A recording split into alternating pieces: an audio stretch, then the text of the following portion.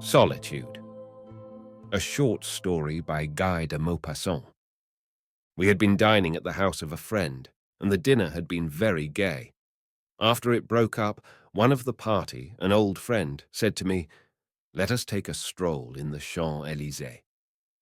I agreed, and we went out, slowly walking up the long promenade, under trees hardly yet covered with leaves. There was hardly a sound, save that confused and constant murmur which Paris makes. A fresh breeze fanned our faces, and a legion of stars were scattered over the black sky like a golden powder. My companion said to me, "I do not know why, but I breathe better here at night than anywhere else. It seems to me that my thoughts are enlarged. I have, at times, a sort of glimmering in my soul that makes me believe, for a second, that the divine secret of things is about to be discovered. Then the window is closed, and my vision is ended." From time to time we saw two shadows glide along the length of the thickets. Then we passed a bench, where two people, seated side by side, made but one black spot. My friend murmured, "Poor things. They do not inspire me with disgust, but with an immense pity. Among all the mysteries of human life, there is one which I have penetrated. Our great torment in this existence comes from the fact that we are eternally alone. All our efforts and all our actions are directed toward escaping this solitude. Those two lovers there on the benches in the open air are seeming, as all creatures are seeking, to make their isolation cease, if only for a minute or less. They are living and always will live alone, and we also. This is more or less apparent to all of us. For some time I have endured this abominable pain of having understood, of having discovered the frightful solitude in which I live, and I know that nothing can make it cease. Nothing. Do you hear? Whatever we may attempt, whatever we may do, whatever may be the misery of our hearts, the appeal of our lips, the clasp of our arms, we are always alone. I have asked you to walk tonight so that I shall not have to enter my own house, because now I suffer horribly from the solitude of my home. What good does it do me? I speak to you, you listen to me, yet we are both alone, side by side, but alone. You understand? Blessed are the poor in spirit, say the scriptures. They have the illusion of happiness. They do not feel our solitary misery. They do not wander, as I do, through life, without contact save of elbows, without joy save the egotistic satisfaction of understanding, of seeing, of divining, and of suffering eternally from the knowledge of our never-ending isolation. You think me slightly deranged, do you not? Listen to me. Since I have felt the solitude of my being, it seems to me that I am daily sinking more deeply into a dark vault, whose sides I cannot find, whose end I do not know, and which perhaps has no end. I sink without anyone with me, or around me, without any living person making this same gloomy journey. This vault is life. Sometimes I hear noises, voices, confused sounds, but I never know exactly from whom they come. I never meet anybody. I never find another hand in this darkness that surrounds me.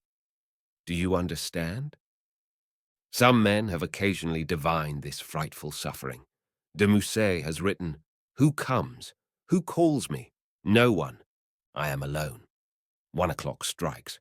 Oh, solitude! Oh, misery!" But with him there is only a passing doubt, and not a definite certainty as with me. He was a poet. He peopled life with fantasies, with dreams. He was never really alone. I am alone.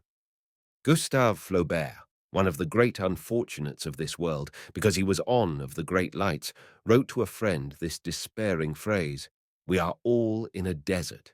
Nobody understands anybody." No, nobody understands anybody.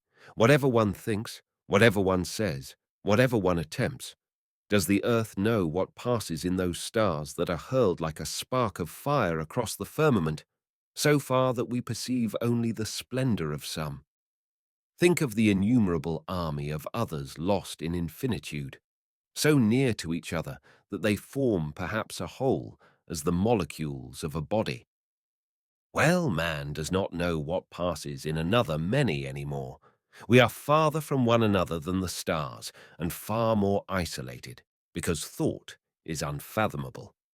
Do you know anything more frightful than this constant contact with beings that we cannot penetrate? We love one another as if we were fettered, very close, with extended arms, without succeeding in reaching one another. A torturing need of union hampers us, but all our efforts remain barren, our abandonment useless, our confidences unfruitful, our embraces powerless, our caresses vain. When we wish to join each other, our sudden emotions make us only clash against each other. I never feel myself more alone than when I open my heart to some friend, because I then better understand the insuperable obstacle. He is there, my friend.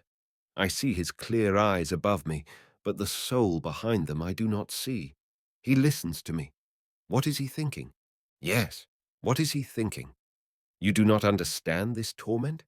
He hates me, perhaps, or scorns me, or mocks me. He reflects upon what I have said. He judges me. He rails at me. He condemns me, and considers me either very mediocre or a fool. How am I to know what he thinks? How am I to know whether he loves me as I love him, and what is at work in that little round head?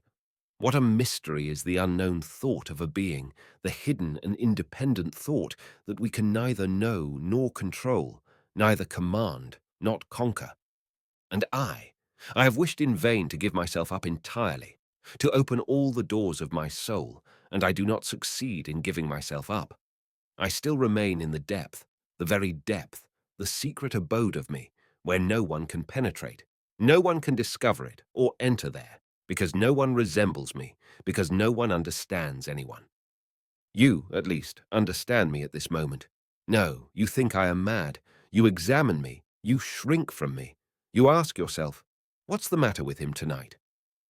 But if you succeed in seizing, in divining one day my horrible and subtle suffering, come to me and say only, I have understood you, and you will make me happy, for a second, perhaps. Women make me still more conscious of my solitude. Misery, misery, how I have suffered through women, because they, more than men, have often given me the illusion of not being alone. When one falls in love, it seems as though one expands. A superhuman felicity envelopes you. Do you know why? Do you know why you feel then this sensation of exceeding happiness? It is simply because one imagines himself no longer alone. Isolation, the abandonment of the human being, seems to cease. What an error! More tormented even than we by this eternal need of life which gnaws at our solitary heart are women, the great delusion and the dream. You know those delicious hours passed face to face with a being with long hair, charming features, and a look that exited us to live. What delirium misleads our mind? What illusion carries us away? Does it not seem that presently our soul shall form but one? But this, presently, never comes, and after weeks of waiting, of hope, and of deceptive joy, you find yourself again, one day more alone than you have ever been before. After each kiss, after each embrace, the isolation is increased, and how frightfully one suffers.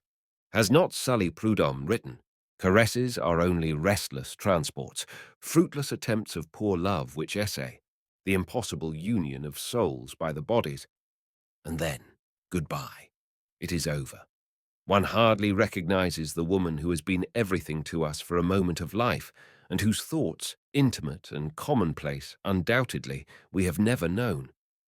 At the very hour when it would seem, in that mysterious accord of beings, in the complete intermingling of ideas and of aspirations, that you were sounding the very depth of her soul, one word only, sometimes, will reveal your error, will show you, like a flash of lightning in the night, the black abyss between you. And still, that which is best in the world is to pass a night near a woman you love, without speaking, completely happy in the sole sensation of her presence. Ask no more, for two beings have never yet been united. As to myself, no, I have closed my soul. I tell no more to anybody what I believe, what I think, or what I love. Knowing myself condemned to this horrible solitude, I look upon things without expressing my opinion.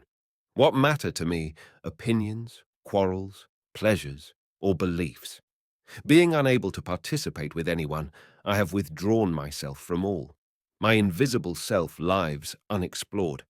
I have common phrases for answers to the questions of each day, and a smile which says, yes, when I do not even wish to take the trouble of speaking. Do you understand? We had traversed the long avenue to the Arc de Triomphe, and had then walked back to the Place de la Concorde, for he had said all this slowly, adding many other things which I no longer remember. He stopped, and stretching his arm toward the great granite obelisk standing on the pavement of Paris, losing its long Egyptian profile in the night of the stars, an exiled monument, bearing on its side the history of its country written in strange signs, said brusquely, "Look, we are all like that stone." Then he left me without adding a word. Was he intoxicated? Was he mad? Was he wise? I do not yet know. Sometimes it seems to me that he was right. Sometimes it seems to me that he had lost his mind.